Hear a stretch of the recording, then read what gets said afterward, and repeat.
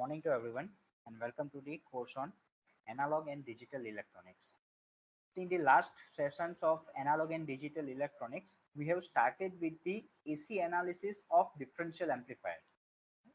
So we have seen why we need an AC analysis for the said amplifier. Why? Because we have to calculate the differential gain, common mode gain, input resistance, output resistance of the differential amplifier circuit, right? So in the previous session, we have already calculated the differential gain AD and common mode gain AC for the differential amplifier. Okay, so what we have seen in case of differential gain AD is for it will be different for unbalanced output as well as balanced output. Okay, so we have seen the differential gain is equal to HFE times RC divided by 2 into RS plus HIE. This is for unbalanced output whenever we are measuring the output with one of the collector terminal and ground, and whenever we are measuring the output between the two collectors of two different emitter bias circuits, then the gain will be equal to HFERC divided by RS plus HIE. Then we have seen the common mode gain, and this is the equation of common mode gain which we have derived. Okay. Now in this case, this expression for common mode gain AC remains same whether the output is balanced or unbalanced. Okay. This is what we have seen up till now. Now today we will try to identify, we'll try to determine the remaining performance parameters of differential amplifier, that is common mode rejection ratio, then input impedance as well as output impedance, and then we will try to solve one simple circuit of this differential amplifier. So the first parameter today we are going to see is the calculation of common mode rejection ratio,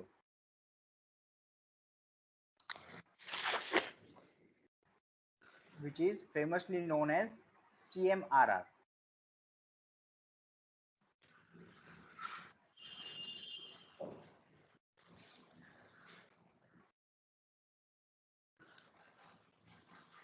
Okay.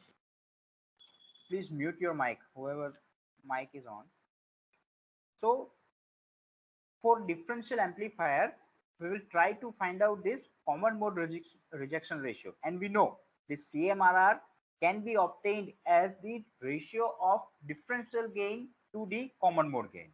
Okay, so we already have obtained the differential and common mode gains for the said amplifier. Okay, so we will take the ratio of these two such that we will be able to get the common mode rejection ratio, which is nothing but the magnitude of the ratio of AD by AC. Okay, so we have this equation of AD, we have this equation of AC.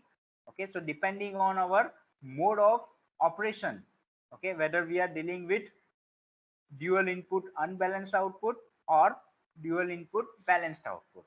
Okay, so suppose we are considering dual input balanced output. In that case, my CMRR would be equal to RS plus HIE plus 2 times RE into 1 plus HFE divided by RS plus HIE. So this is the value of common mode rejection ratio for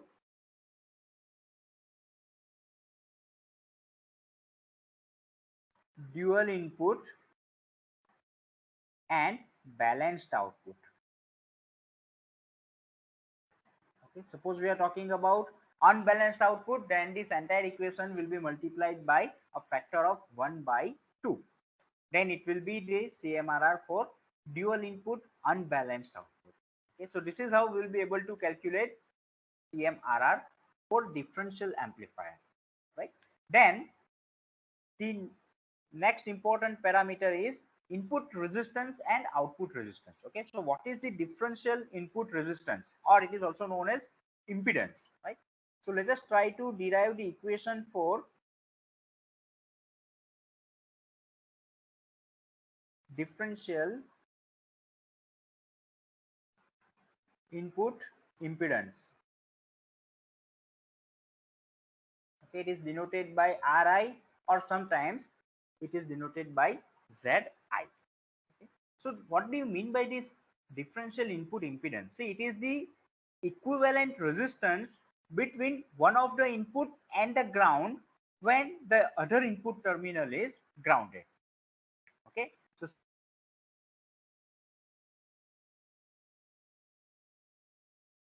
you can say, where we have the two input. Okay, this is my input 1 and this is my input 2, and here we are getting some output, right? So the input resistance is the resistance measured over here. See, okay, whenever I have grounded the second terminal, okay, so this is my input resistance Ri. Okay, so what amount of resistance is offered by this particular amplifier, right? If we talk about the ideal conditions, then what should be the input resistance? The input resistance must be infinite. Okay, so the ideal value of input resistance Ri should be infinite. Why? Because if your input resistance is infinite, then if small amount of voltage is available at this input terminal, then it will not cause the leakage current to flow. Okay, ideally whenever we are not applying any amount of input, the current I should be equal to 0. But if the value of input resistance is much smaller, then what will happen? A very small amount of input voltage will result in a small amount of current flow through the input terminals, and this is not that desirable, and that is the reason why the input resistance of any amplifier must be as high as possible. Okay, so let us try to derive the equation for the same. As I have told you, the differential input impedance is nothing but the equivalent resistance between one of the input and the ground when the other input terminal is grounded. Okay, so if I talk about this Ri, then Ri is nothing but the ratio of supply voltage Vs to the current flowing through it, that is I. In our case it will be B, because the base current is the input terminal for our differential amplifier, right? So Ri is equal to Vs by Ib will be my input. This is with reference to the figure of differential amplifier. Okay. Now we have already derived the equation. Okay, let us say what was the equation for that. Okay, I will redraw the circuit one more time. Okay, it was nothing but the approximate hybrid model. Okay, so what we have seen is, this is my input. Okay, then there will be a source resistance. Here comes our base of the transistor. Okay, then I have HIE over here, and this is my emitter terminal. Okay, so it is grounded. Then we have one dependent current source over here having the value equal to HFE times IB. Okay, this will be my collector terminal where we are measuring the output voltage V0 across the collector resistance RC. Okay, so there will be a flow of current HFE-IB in this particular direction. Okay, so there will be a flow of current IB over here. Okay, this is my source resistance RS, and we have considered supply voltage is equal to Vs by 2. Okay, so this was my approximate hybrid model. Approximate hybrid model, right? And from this model, what we have done, we have applied the KVL, Kirchhoff's voltage law, around the input loop. Okay, and what we are getting, we were getting minus IBRS minus IB HIE plus Vs by 2 equal to 0. Okay, so this is the equation when we apply Kirchhoff's voltage law to the input loop. Okay, because we are interested in deriving the equation for input resistance. Okay, so we have this equation, let us call this as equation number 1. Okay, and we know now what is my input impedance. My input impedance Ri is equal to Vs upon Rb. Okay, so from this equation, let us take the ratio of this Vs upon Rb. So we will get Ri is equal to 2 times Rs plus HIE. So this is the thing, but the value of input impedance of the differential amplifier. Okay, let us call this as equation number 2.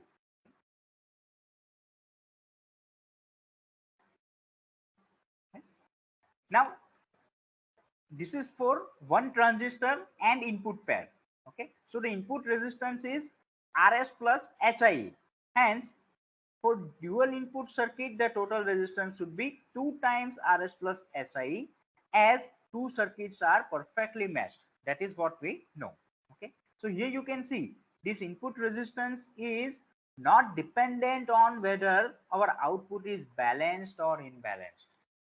Okay, so in all the 4 different modes of differential amplifier, the amount of input resistance will remain same, and it will be equal to 2 times Rs plus HIE.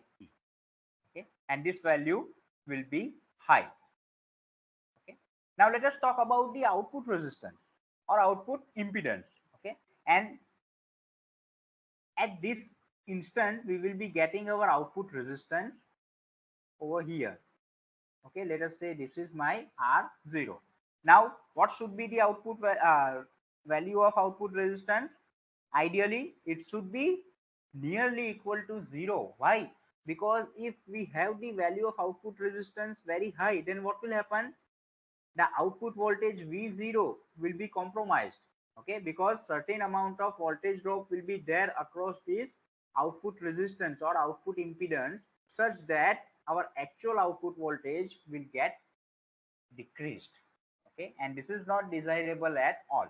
Okay, so if we talk about the ideal conditions, then in ideal conditions your output impedance R0 must be 0. Okay, so now let us try to derive the equation for output impedance. Okay, so we are talking about third parameter of today, that is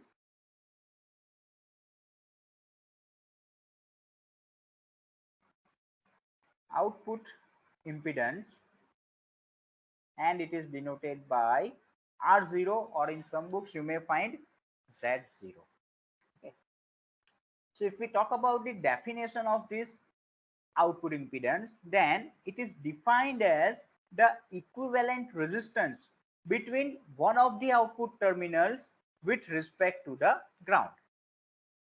Okay, so the resistance between the output terminal with respect to ground, if we look back at this circuit, now we are dealing with the output circuit. Okay, so we are over here.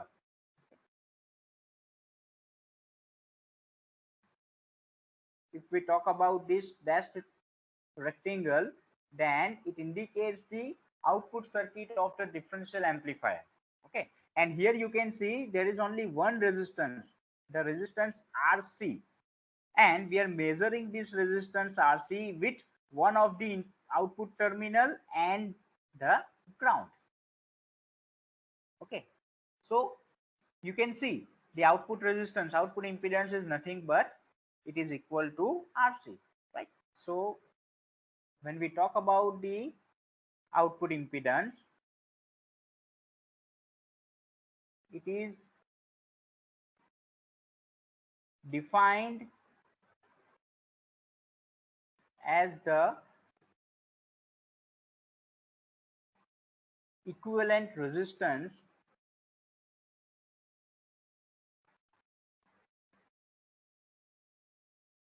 between one of the output terminals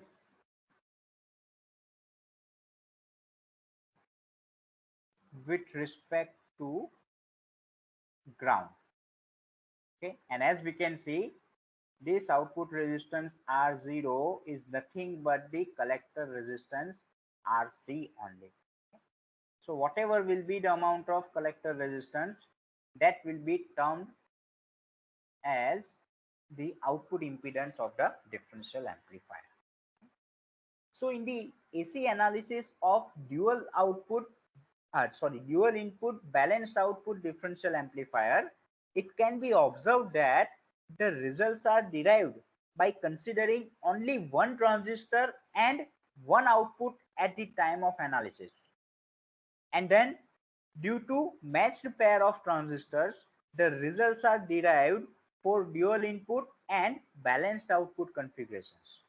Okay, so the results for the remaining configurations can be directly obtained from the results which are derived earlier.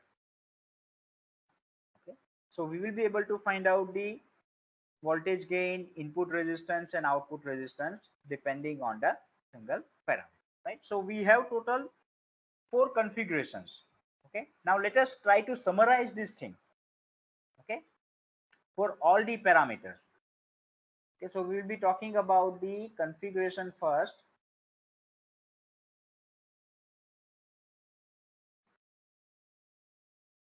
Then we will take voltage gain, AD. We will gain input resistance, Rin, and output resistance R. Okay. So the first configuration, let us take dual input balanced output. Dual input and balanced output. So if we talk about the voltage gain of this dual input balanced output, then we have seen it is given by HFE times RC upon RS plus HIE. Okay, and the input resistance for same is 2 times RS plus HIE, and value of output resistance is equal to RC. Okay, so this is the different values for dual input balanced output. Now if we consider dual input unbalanced output, dual input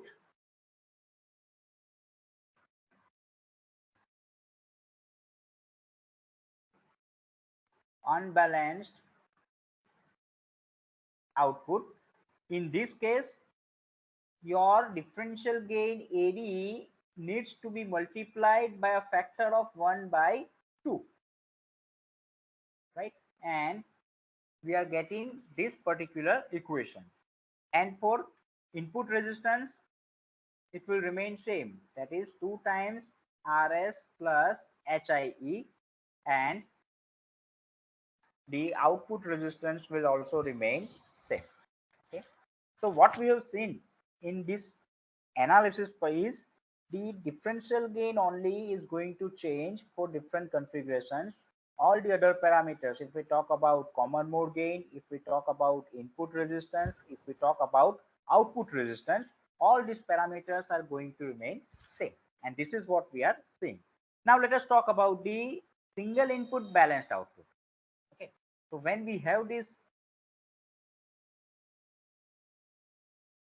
single input and balanced output configuration. At that time, the differential mode gain is given by HFE times RC upon RS plus HIE. Okay. And input resistance will be 2 times RS plus HIE, and the output resistance will be RC. Okay. Then the last configuration is single input unbalanced output. Single input and unbalanced output. Okay. Now again it is unbalanced output, so the differential gain of balanced output, that is HFERC upon RS plus HIE, needs to be multiplied by 1 by 2. Okay. And remaining two parameters, three parameters actually, the common mode gain AC, input resistance R in, and output resistance RO will remain same. Okay. So this is the summary of all the four configurations. Okay, I have not mentioned the common mode gain AC. It is to be given by this equation, minus HFE times RC upon RS plus HIE plus 2RE into 1 plus HFE. Okay, so this is what we have. Okay, the AC analysis of differential amplifiers is carried out to find out these performance parameters of the amplifier. And if we talk about the DC analysis, then DC analysis is to be carried out for finding out the operating points of the differential amplifier. Okay, so we have tried to find out ICEQ and VCEQ values. Right? Now let's take one example of differential amplifier. Okay. So we have been given one dual input balanced output differential amplifier. Okay, dual input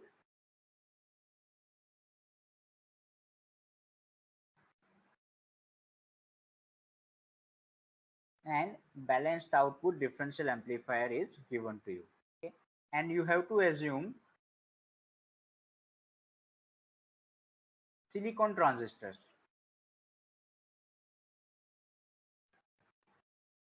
Silicon transistors with HIE value of 2.8 kilo ohm. So now you need to calculate operating point values. Operating point values. Second, find out differential gain AD. Find out common mode gain AC. Find out common mode rejection ratio CMRR, and find out output.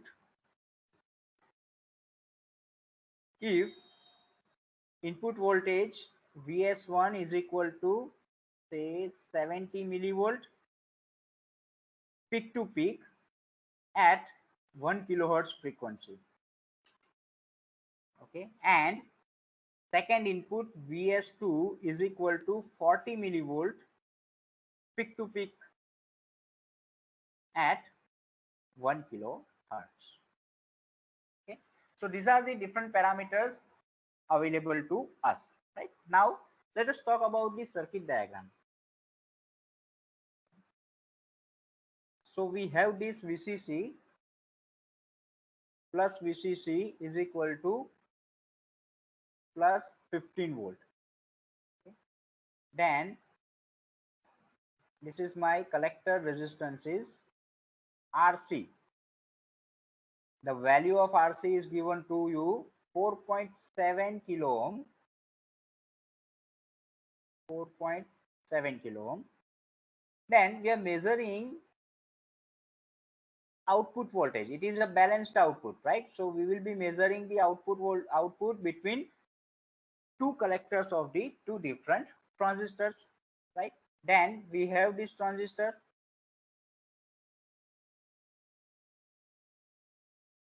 We have another transistor over here.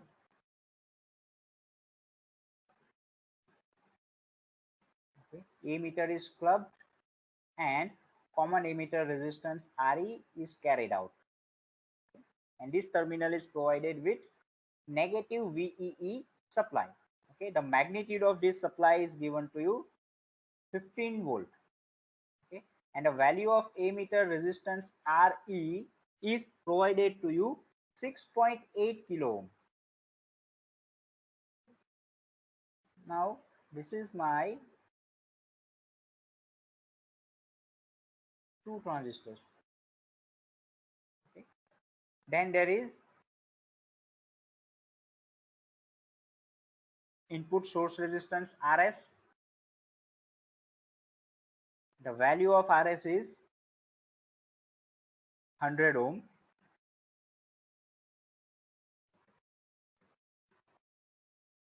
Okay. This is my input 2 and this is VS1. Okay, value of VS1 and VS2 are already given to us. Okay, so this one is my transistor Q1 and this is transistor Q2. The value of HFE for these two transistors is 100.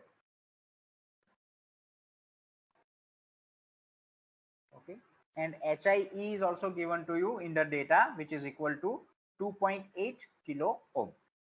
Okay, so these are the data which are available with us.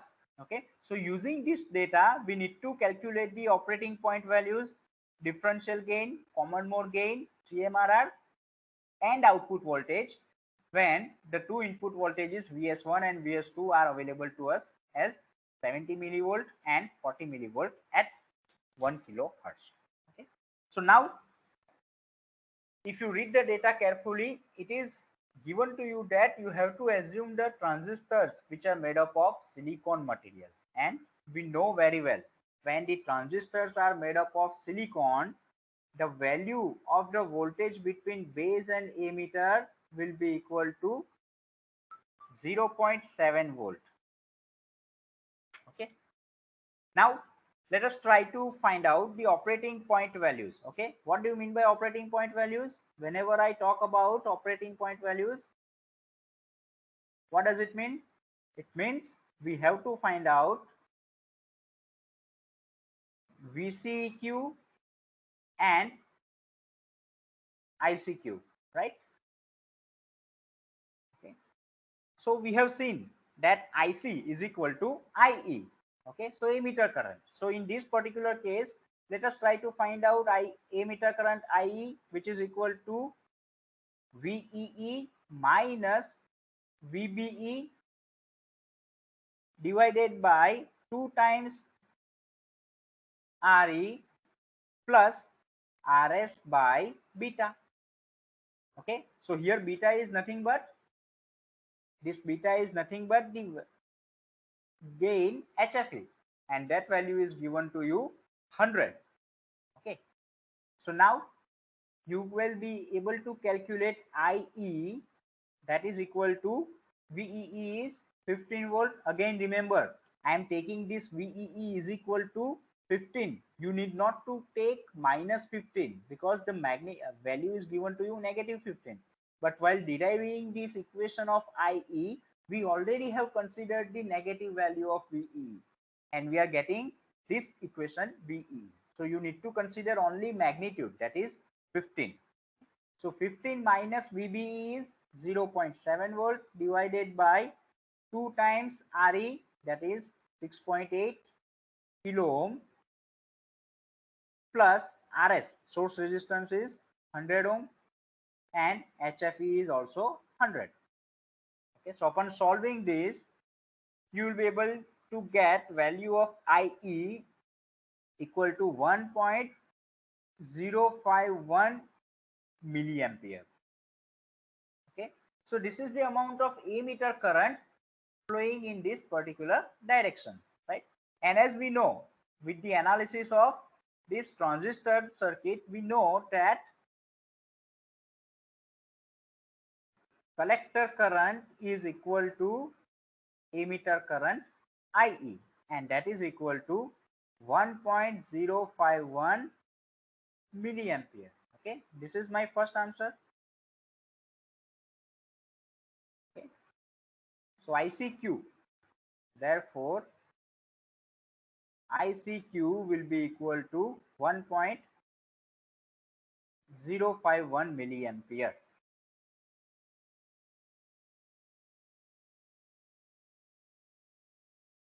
Okay. Now let us talk about the VCEQ. Okay, so we know that VCE is equal to VCC plus VBE minus ICRC. Okay, so VCC is 15, VBE is 0.7 minus IC, just we have calculated 1.051 milliampere into RC is 4.7 kilo ohm. Okay, so solving this, we will be able to get VCE equal to 10.758 volt. Okay, so it is the value of operating voltage VCEQ. This is 10.758 volt.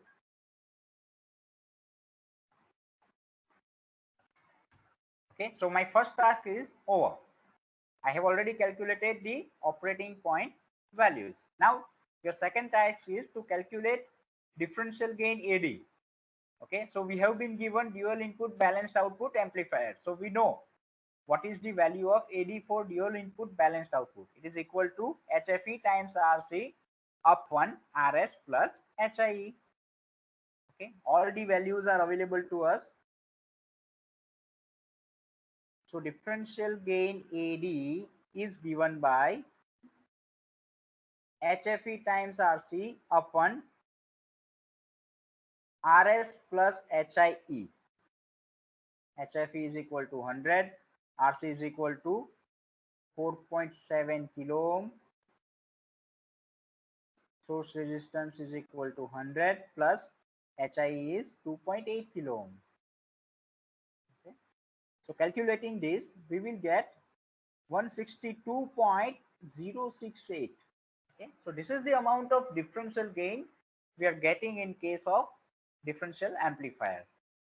Okay, now let us try to calculate the common mode gain AC. Okay, this equation is already available to us. It is equal to HFE times RC upon 2 times RE into 1 plus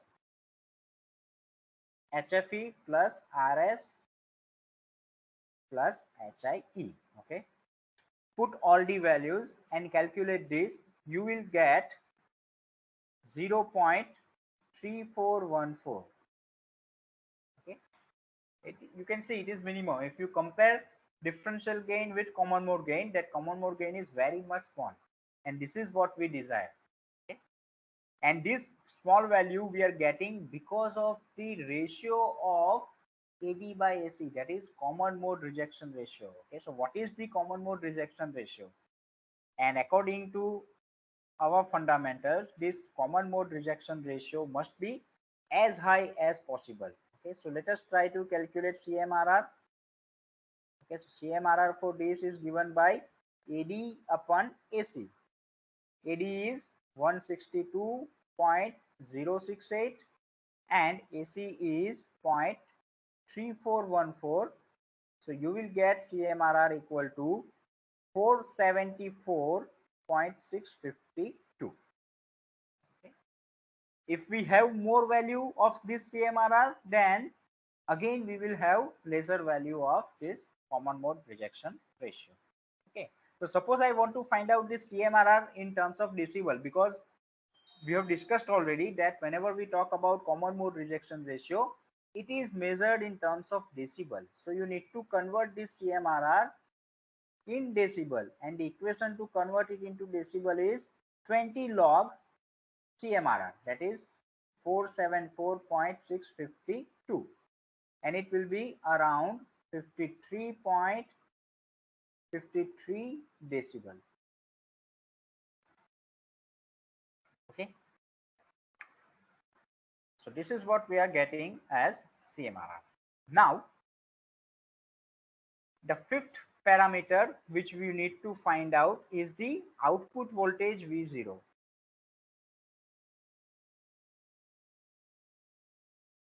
Okay, so we have the differential amplifier, so output voltage V0, output voltage equation we already know. V0 is nothing but ADVD plus AC VC. Okay, so here AD is already available to us, but you need to calculate VD, we need to calculate VC. Okay, so if we talk about this VD, VD is equal to, it is nothing but the difference between the two input signals, that is VS1 and VS2. Okay, VS1 is given to you 70 millivolt, VS2 is given to you 40 millivolt. Okay, so we will get differential voltage is equal to 30 millivolt peak to peak, right? And if we talk about common mode voltage, then it is nothing but the average of two input voltage, that is Vs1 plus Vs2 by 2. Okay, so 70 plus 40, 110 divided by 2, we will get 55 millivolt peak to peak. Okay, so we are available with both these values, Vd and Vc, and Ad and Ac just we calculated earlier. So output voltage V0 will be now, what is AD? AD is 162.068. 162.068. What is VD? VD just we have calculated. It is 30 millivolt.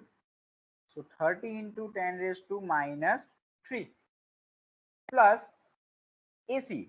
Common mode gain. Common mode gain we have got 0.3414. 0.3414, and common mode voltage is 55 millivolt. So into 10 raised to minus 3.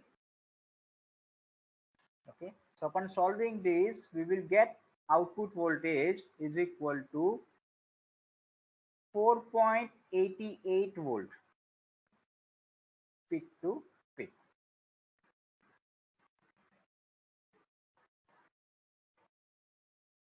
Okay, so this is the output voltage. See, my input voltage was only 30 millivolt. Okay, and output voltage is raised to 4.88 volt, almost 162 times, as this is the gain provided by this differential amplifier. Okay, so we also have discussed that in practice this term ACVC can be neglected as compared to ADVD, as this common mode gain is always very small compared to the differential gain. Okay, so in order to calculate the output voltage, if you use this equation V0 is equal to AD times VD, then also it will give you the same answer as 4.88 volt peak to peak. Okay, so we have seen the use of this amplifier. It is actually amplifying the signal. My input voltage was only 30 millivolt peak to peak, and if you compare it with output, output is almost 162 times, that is 4.88 volt. Okay, so this is how we will be able to solve any amplifier circuits. Okay, so this was the basics of differential amplifier.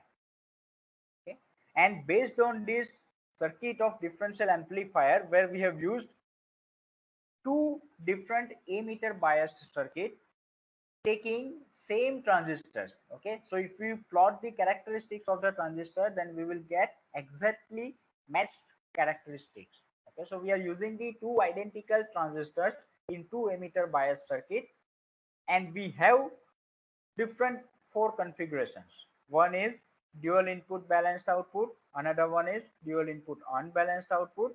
Then if we provide input to any one terminal and other terminal is grounded, then it is called single input. So single input balanced output configuration was there, and single input unbalanced output configurations was there. So now you have the clear cut idea about the operational amplifier, how this amplifier circuit is going to work and what is there inside the amplifier circuit.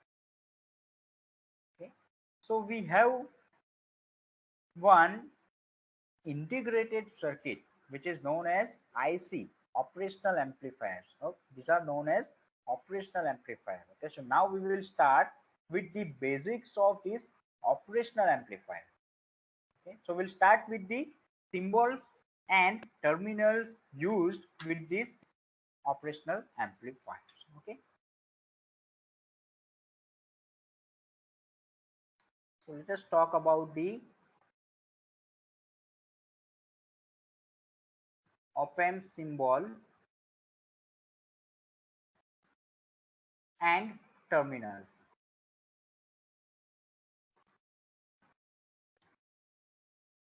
Okay, so as we have already discussed, if I talk about the symbolic representation of op-amp, then we are using this triangle. Why we are using this triangle? Because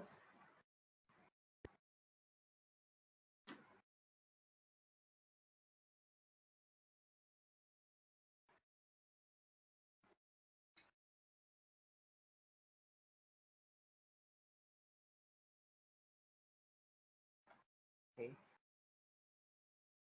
I have to draw only.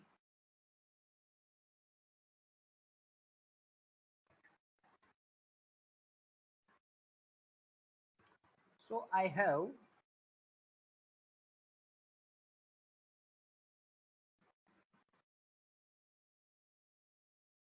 this triangle. Okay, and this triangle has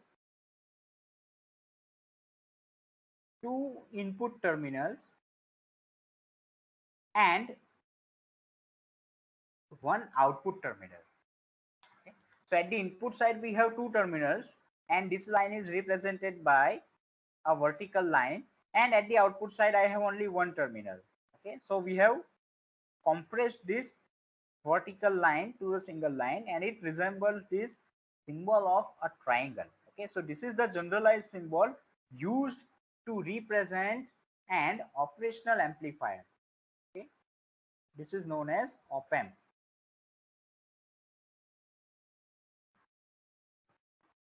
Okay, and to provide the supply voltage, we are using two more terminal. So here we are providing positive VCC voltage, and here I am providing negative VEE voltage.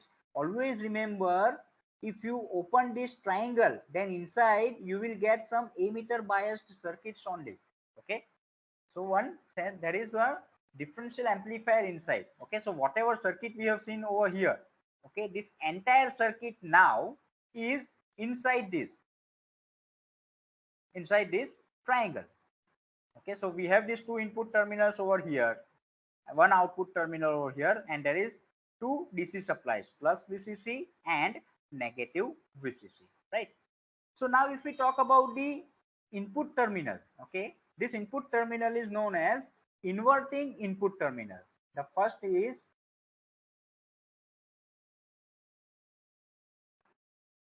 inverting input terminal, and second one is known as non-inverting input terminal. Non-inverting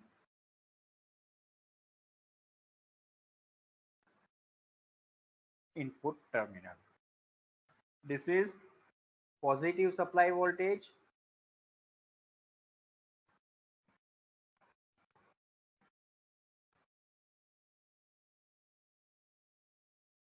and this one is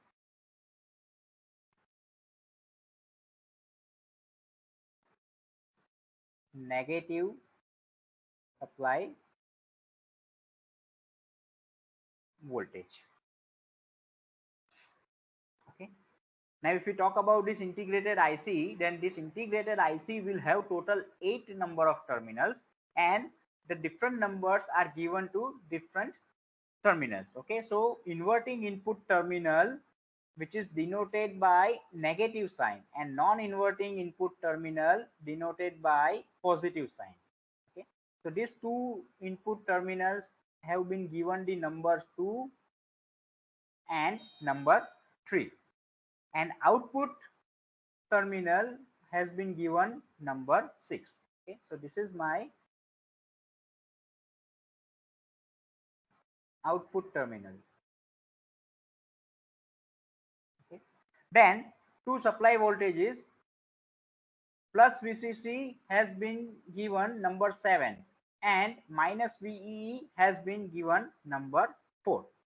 Okay, so number 1, number 5 and number 8 are not there, right? So it is a 8-pin IC. Out of this, number 2, number 3, number 4, number 6 and number 7 are assigned to these input terminals.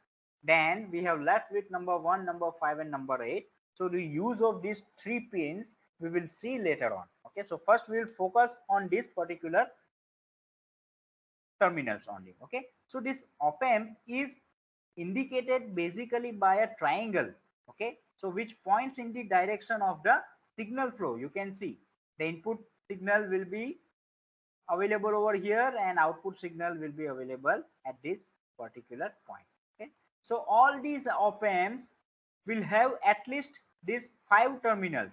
The first terminal is positive supply voltage terminal VCC, then negative supply voltage terminal minus VEE, then output terminal V0, inverting input terminal which is marked as negative, and non-inverting input terminal which is marked as positive. Okay, so this is my complete operational amplifier symbol. Now here the input at inverting input terminal will result in opposite polarity of the output. Okay, what does it mean? See, I have this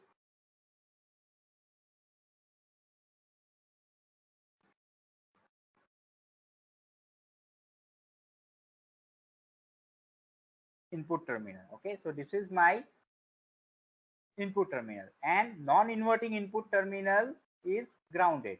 Okay, so this is input, now inverting input, this is non-inverting input, and we are taking some output voltage V0 over here. Then positive VCC voltage will be provided over here, negative VE voltage will be provided over here. So suppose I am providing an AC signal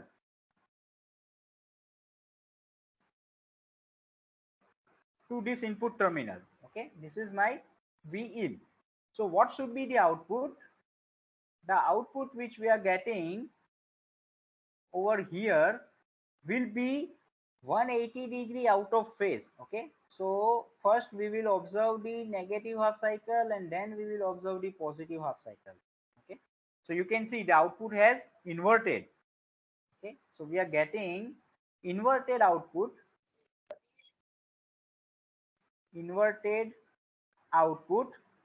with respect to input. Okay, this is what we are getting. Okay, so the input at inverting input terminal results in opposite polarity output. Now suppose we talk about the non-inverting input terminal.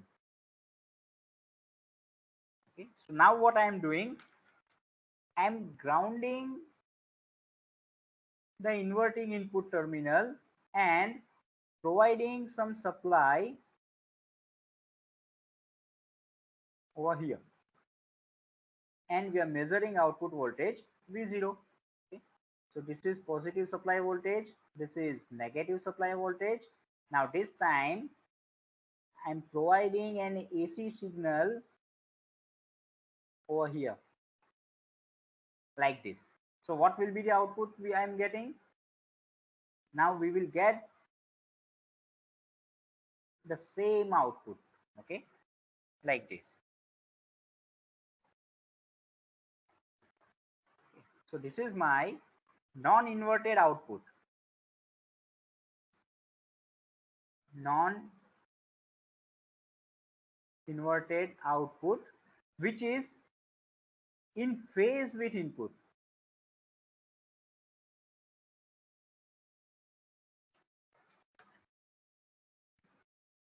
Okay, so here the input at non-inverting input terminal will result in the same polarity output. Okay, so the input and output are in anti-phase, means having 180-degree phase difference in between them, while in phase input and output means having 0-degree phase difference between them. Okay, so this op-amp is fabricated on a tiny silicon chip and it is packaged in a suitable case. Okay, so we will have some fine gauge wires which are used to connect the chip to the external leads. Okay, so this is what then operational amplifier is. Okay, now the question is how to obtain the power supply. Okay, because we know that we have to provide two supplies to the op-amp. One is plus VCC, another one is negative VE. Okay, so you can see the op-amp works on a dual supply. And what do you mean by dual supply? The dual supply consists of two supply voltages, both DC, and whose middle point is generally the grounded terminal. Okay, so let us talk about this dual supply. Okay, so we will have the first supply. This is my second supply, and the midpoint here is generally grounded like this. Okay, so this is generally plus VCC, which is equal to say plus 15 volt, and this is generally negative VEE, which is equal to minus 15 volt. Okay, so you can see the negative supply voltage and positive supply voltage have same magnitude. Okay, so the dual supply is generally balanced. What do you mean by balanced? The voltages of the positive supply and the negative supply are same in magnitude. Okay, so the typical commercially used power supply voltages are plus or minus 15 volt. But if the two voltages are not same in dual supply, then it is called unbalanced dual supply, right? So what does it mean? It means that the one end of the supply voltage will have different magnitude than other end of the supply voltage. Okay, so here let us say plus VCC is having value of plus 15 volt and negative VEE is having value of negative 12 volt. So such configuration is known as unbalanced supply voltage. Okay, this is my unbalanced configuration and this is balanced configurations. Okay, so these are the types of dual supply. Okay, so practically in most of the operational amplifier circuits this balanced dual supply is used. Okay, and the other popular balanced dual supply voltages are plus or minus 9 volt, plus or minus 12 volt, plus or minus 22 volt, and this is our plus or minus 15 volt. Okay, so these are the dual supply voltage which are commonly available in the market. Okay, so this is how we will be using the power supply, a dual power supply. But sometimes what happens, the dual supply is not available, so we need to obtain the dual supply from the single supply only. So there are various methods available for obtaining dual supply from single supply. Okay, obtaining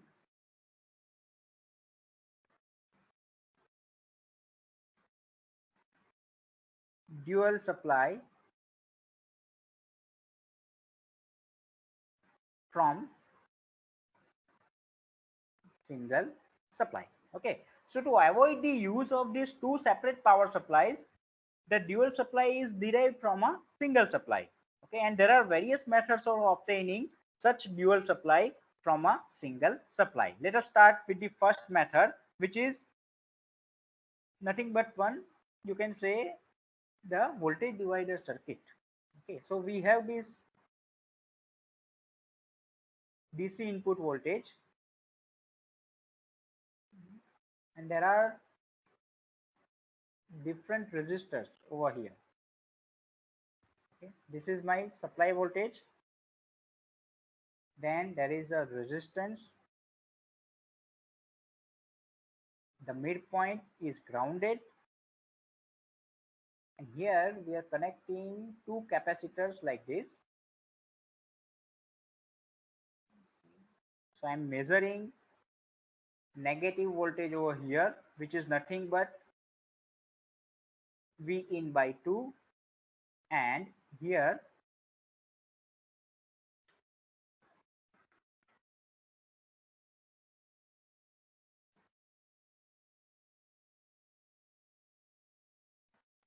sorry, something happens. Let me reshare.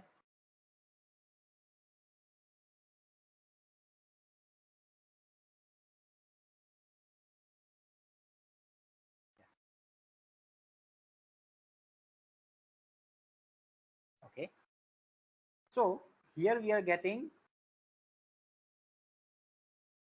positive VCC. Okay, this is V in by 2. Okay, so this is one way in which we are getting our dual supply from the single source. Then another alternative is use of potentiometer. Okay, so we will also be able to use the potentiometer. So here is one potentiometer connected like this, and this is the midpoint of the potentiometer. Then let us have two capacitors. Okay, and here we will introduce diode D1 and D2.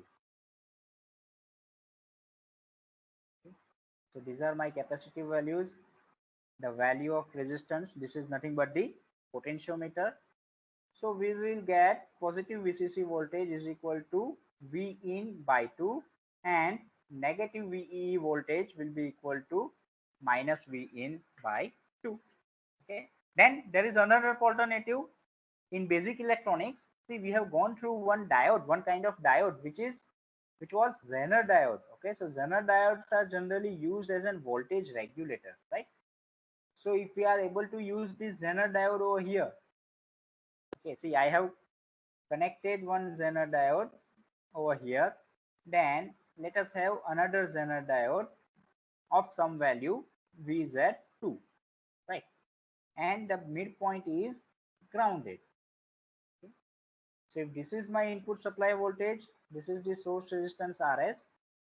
Here is what we are getting, positive VCC voltage, which is equal to plus VZ1, and this is, let us say, VZ2. So we are getting minus VE as negative VZ1.